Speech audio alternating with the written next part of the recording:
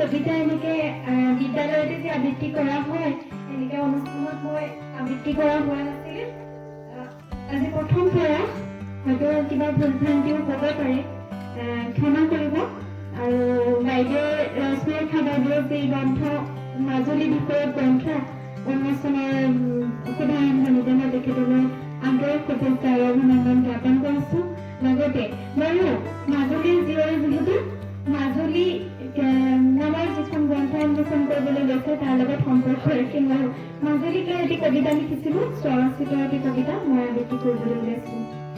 মোৰে মাজুলী অতিকৈ শুৱনি, প্ৰকৃতিৰ গুণাবীয় ৰূপ, সক্ৰিয় সংস্কৃতিৰ বয়সৰ মাজুলী হেঁপাহেৰে গাঁৱৰ নিগম। ৰূপতে চেহেৰা গুণতে সুৱাগা পৃথিৱী বিখ্যাত দেশ, বাৰীৰ ৰহণীয়া ফুলৰ ফুলনি সংস্কৃতিৰ পথাৰ খনি, আলফলীয়া নদীদ্বীপ মাজুলী চাৰিওফালে পানীৰে বেৰা, বহুতেই ভাবে মাজুলীৰ মানুহৰ পানীতে ঘৰ হবলা। পানীত নহয় মাটিতেই ঘৰ, এবাৰ আহি পাই যাবা, ধৰ্মানুষ্ঠানৰ লগতে পৰম্পৰাগত এসাঁজ মাজুলীত খাই যাবা, অতিথি পৰায়ণ মাজুলী মানুহৰ বাৰা নপঠাই যাবা। ধন্যবাদ।